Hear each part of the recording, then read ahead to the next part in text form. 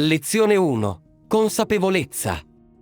Ciao a tutti, sono molto felice di incontrarvi di nuovo oggi.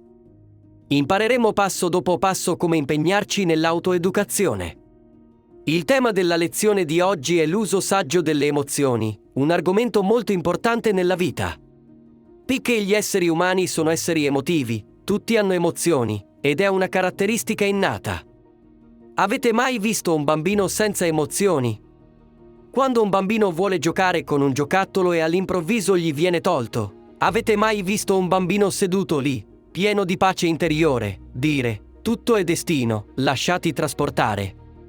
Non l'abbiamo visto, il bambino piange e fissa il vuoto. Le emozioni sono una risposta molto naturale del corpo verso persone e cose esterne.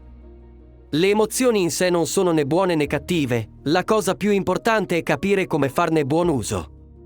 Tutte le emozioni apparentemente negative e terribili, se sappiamo come usarle saggiamente. Sono la saggezza e la forza della vita, la fonte del nostro potere. Perciò, comprendere come usare saggiamente le emozioni è una grande saggezza nella vita, una lezione che qualsiasi persona veramente di successo deve imparare.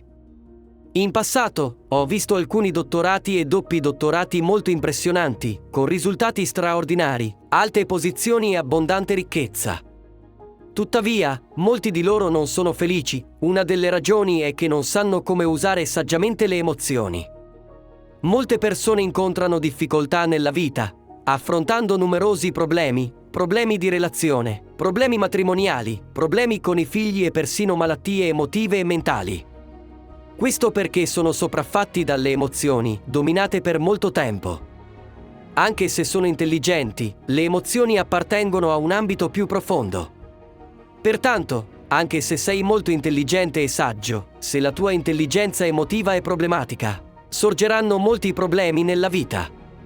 Dunque, capire le emozioni è la chiave, perché se non comprendiamo le nostre emozioni, non possiamo controllarle né trasformarle.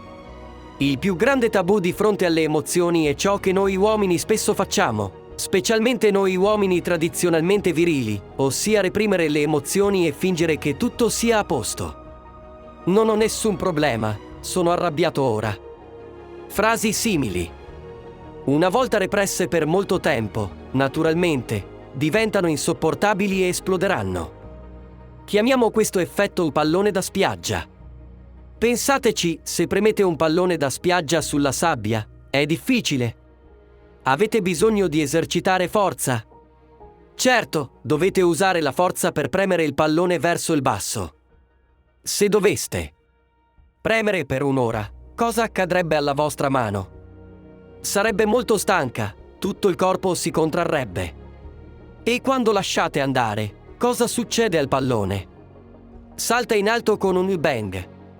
La nostra vita è così, io sono uguale.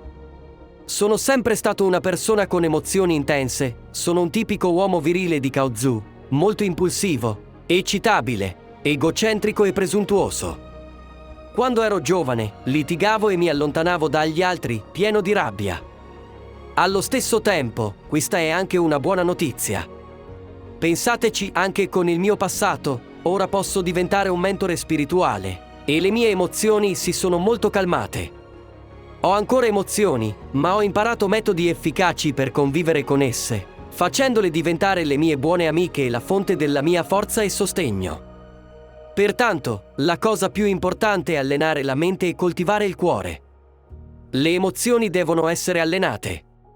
La prima cosa è capire che non abbiamo bisogno di sfuggire alle emozioni, perché la nostra società tradizionale pensa sempre che le persone non debbano avere emozioni. Quindi quando abbiamo emozioni, scappiamo, le copriamo, le reprimiamo, le neghiamo e facciamo finta di non sapere.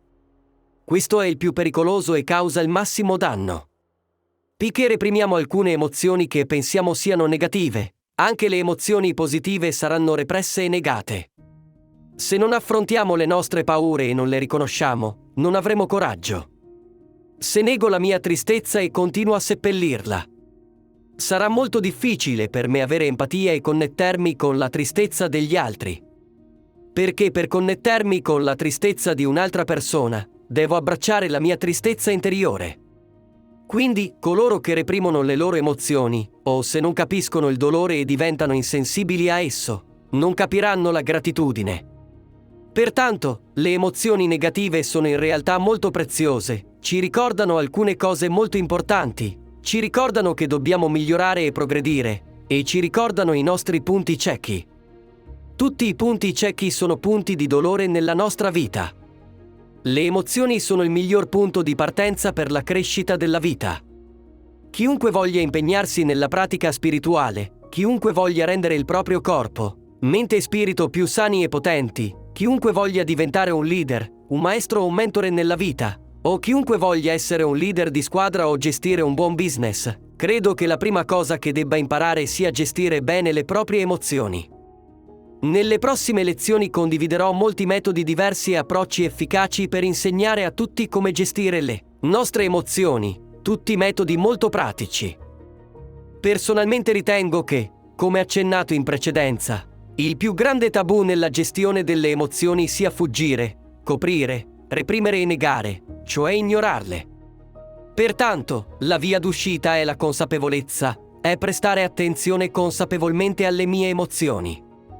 Perché le emozioni, apparentemente negative, hanno dietro di loro l'energia dell'amore, che è un desiderio d'amore.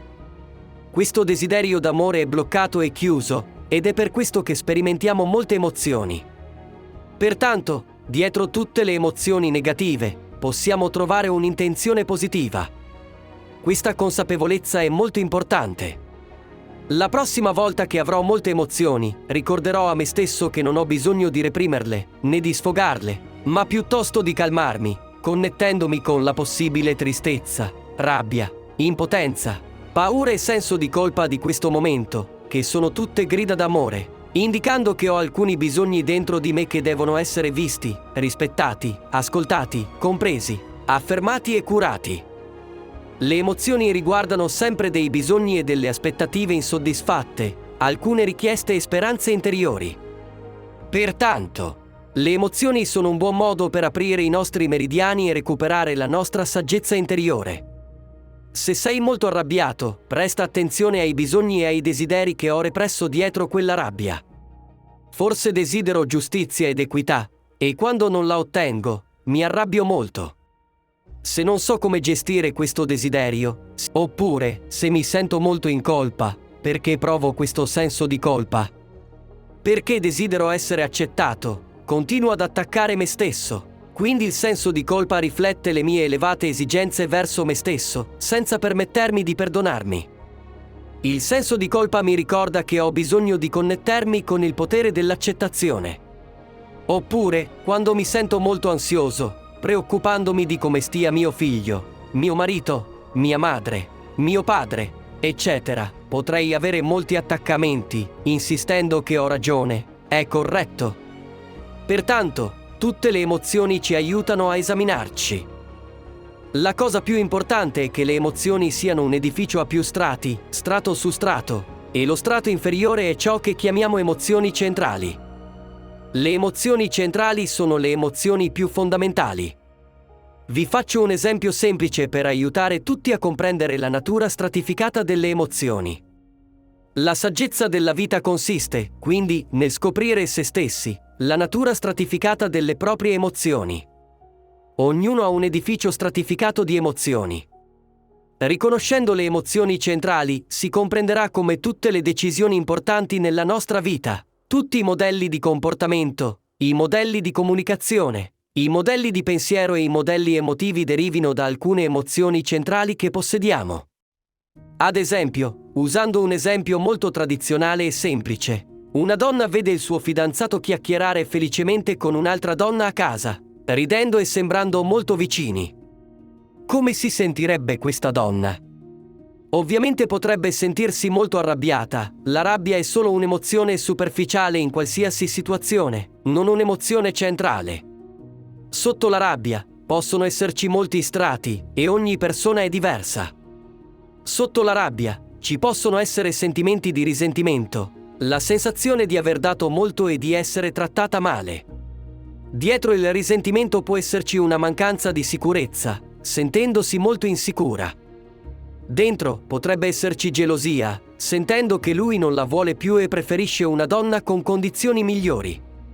Dietro la gelosia può esserci la paura di essere abbandonata, eccetera.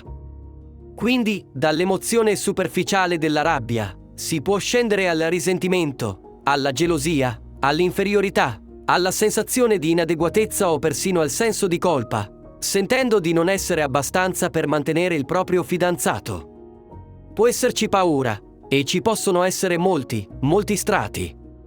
Pertanto, la prossima volta che proviamo emozioni superficiali, di solito rabbia o frustrazione, lasciamoci immediatamente tranquillizzare, non abbiamo bisogno di reprimerle, né di sfogarle, ma piuttosto di guardare qual è l'emozione centrale dietro questa emozione superficiale. Perché le emozioni superficiali rispondono alle nostre emozioni centrali e spesso mascherano o negano le emozioni centrali. Spero quindi che tutti abbiano questa consapevolezza. Prima di condividere molti metodi efficaci nelle nostre lezioni future, dobbiamo diventare amici delle nostre emozioni e imparare a farne buon uso e trasformarle. Ci sono 3 cose da notare.